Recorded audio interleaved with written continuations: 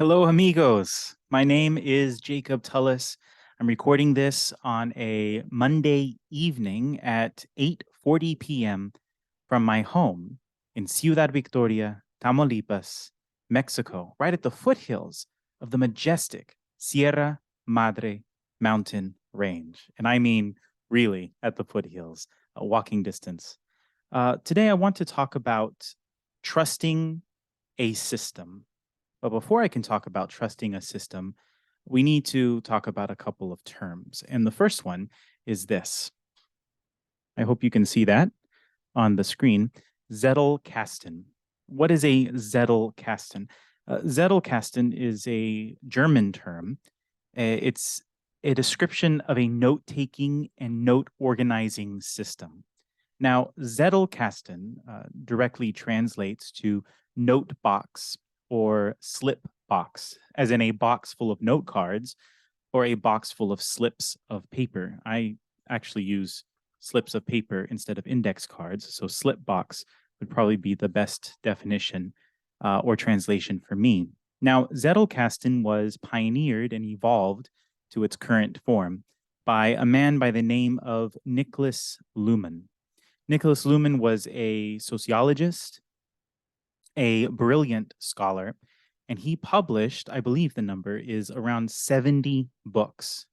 And these weren't short books, these were thick, deep academic tomes on sociology that Niklas Luhmann published, along with hundreds and hundreds of highly cited papers, mostly in the field of sociology. Now, Niklas Luhmann was able to write as much as he did because of his Zettelkasten, his note-taking system. He had nearly 100,000 individual paper notes that were organized in a very particular way by the time of his death. And he oftentimes would say in interviews and in essays that he wrote on the topic, he would often attribute his ability to produce so much, be a prolific writer and scholar, to his Zettelkasten, his note-taking system. Now, Zettelkasten, if you were to Google it today, you could find all kinds of various versions, digital and analog, based on the work of Niklas Luhmann, or at least tangentially, very, very distantly connected to what Niklas Luhmann actually did with his Zettelkasten. And so Zettelkasten might kind of occupy a very particular corner of a larger area that people are very interested in today called PKM. PKM stands for Personal Knowledge Management. So if you've read Tiago Forte's book on the second brain, if you've run into Nick Milo here on YouTube and his concept of linking your thinking, and he uses a software, a program called Obsidian, then those are various versions, flavors of PKM, Personal Knowledge Management Systems. Zettelkasten is, I wouldn't say the original PKM system, but it is a highly advanced analog system. Those that use Zettelkasten trying to make it digital, well, they've sort of taken what they want from Zettelkasten and they've taken it to the digital realm, but they can't really take everything that made Zettelkasten really special when they go digital. And that gets me to my next term, which is Antinet Zettelkasten. Now, a man named Scott Shepard, he coined the term Antinet, and he recently released a book with that same name.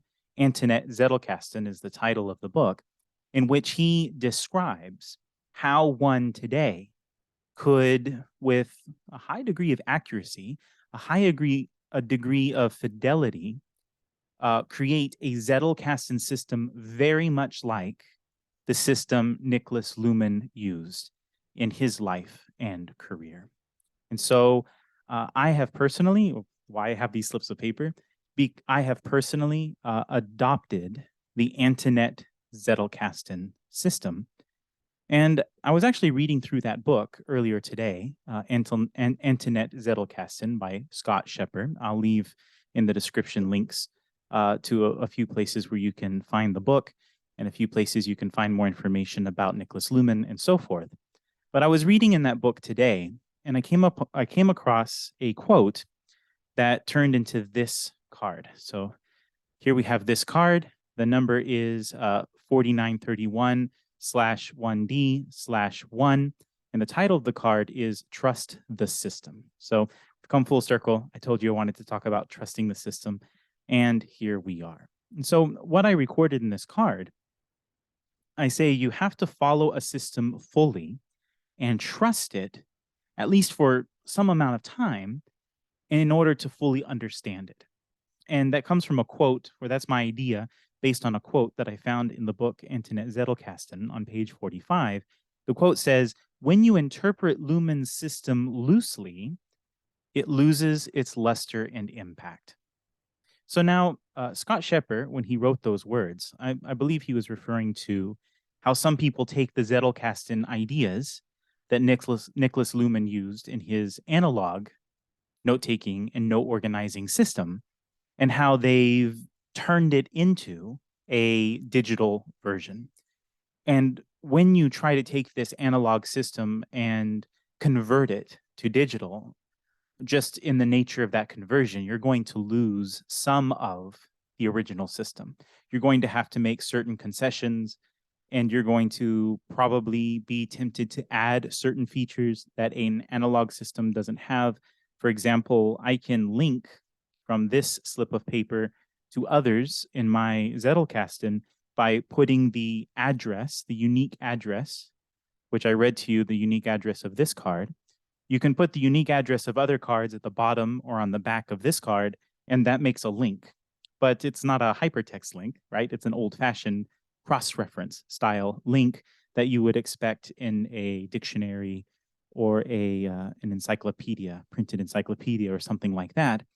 And so, well, it's time consuming. It's not easy to make those links, and it's not easy to follow them and jump from card to card. However, when you take this system and digitize it and put it on a software program, very popular ones in the PKM space, such as Rome Research, Notion, or Obsidian, well, now you can make hyperlinks. You can jump from one note to the next instantaneously by using those links. And you can do all these other great things. You can add tags and themes and colors and so many different things. So the temptation is just the nature of the beast is when you go from analog to digital, you're going to lose certain aspects of what Niklas Luhmann did with his analog Zettelkasten, and you're going to add certain aspects that you feel like are advantageous, like hyperlinks, like tags, like folders, and other things like that. But then the problem here is this. You're no longer using Niklas Luhmann's original system of the Zettelkasten.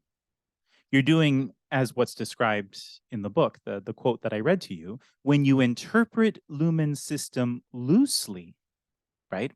It's a loose translation, a loose interpretation, because some things are lost and some things are added. Well, according to Scott Shepard in the book, it loses its luster and impact. I thought that was an interesting choice of words, and I think it's true. And that's true just with just about anything. We accept that. You translate a document from one language to another, well, you're going to lose some things, some subtle hints, some subtle points, connotations when you make that translation. It's very difficult to make a translation that's 100% faithful to the original text. And so a translation from an analog system to a digital system isn't going to be 100% faithful. Now, I thought that was an interesting point, but I decided to take that quote and kind of apply it in a slightly different way. And I decided to apply it or think of it from the perspective of trusting a system. And I imagine someone who takes the concept of the Antinet Zettelkasten, I need to kind of lean this so you can see it clearly, I think, the Antinet Zettelkasten, And, they read through the book and they say, this sounds pretty good. I think I'm going to take a couple of points that I like from it and use it and apply those points, but I'm not really going to whole hog, like I say, like I like to say, whole hog and raw dog, accept that new system and try it out exactly the way it's supposed to be. And there's a danger to that. So that reminds me then of some years ago, probably 12-ish years ago, I was very into language learning, the independent language learning space. At that time, there was a guy named Benny who did a program and released a book called Fluent in 3 Months. There's another guy, Steve Kaufman. He was called the Linguist, and he invented, or he founded, the website link.com, LINGQ.com. There's another very popular blogger named the Yearly Glot, and he would learn a new language every year.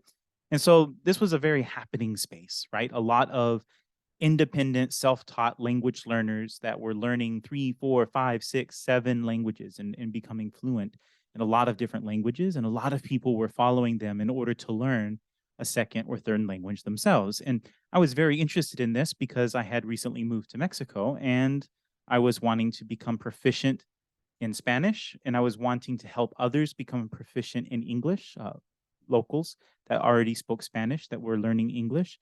And I was entertaining the idea of trying to learn a third language, and I wanted to see what was out there.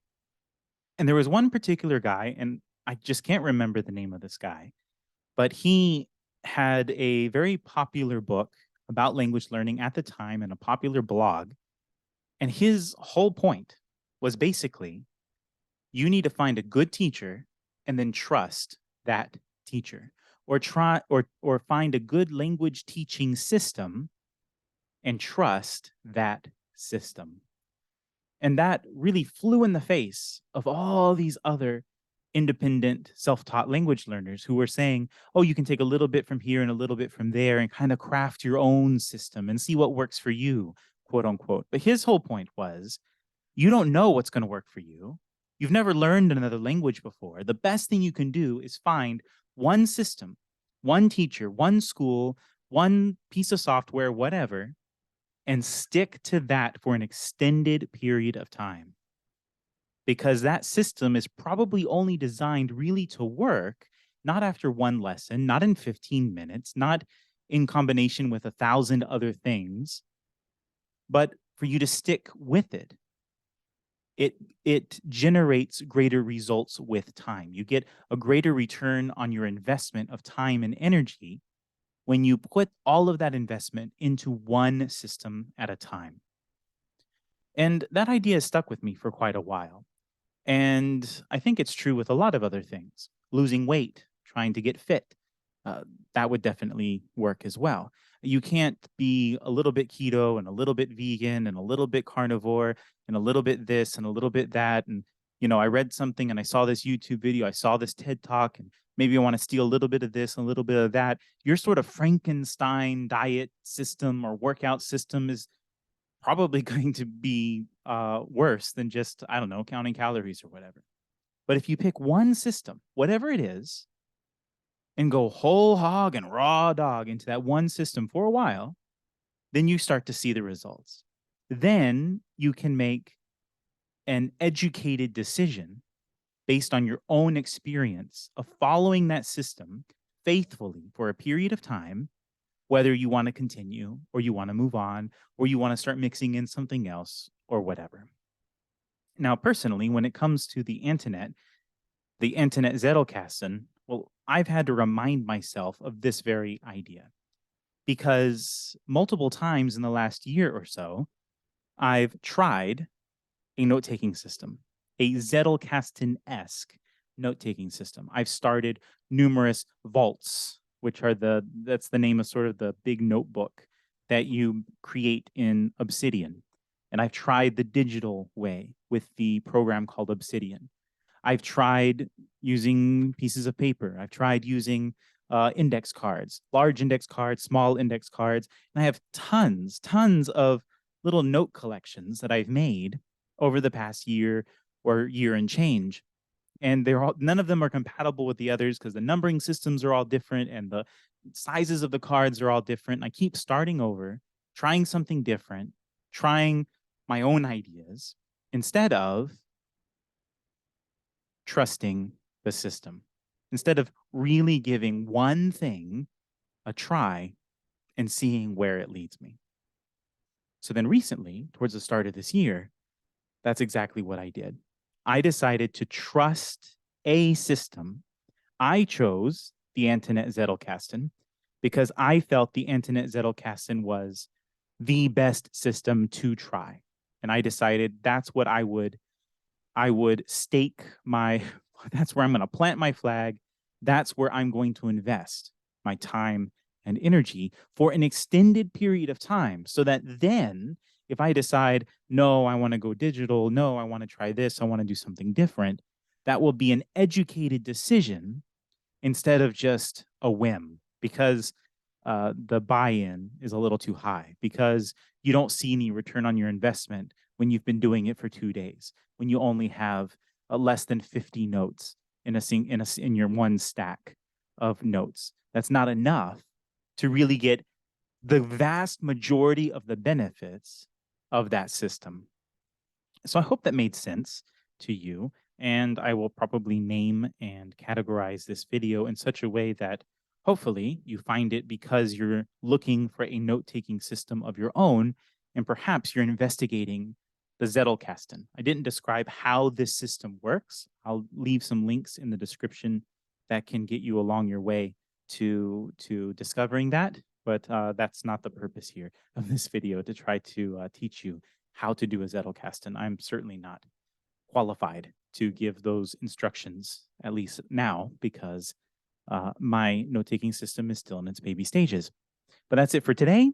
I'll catch you on the flippity flop.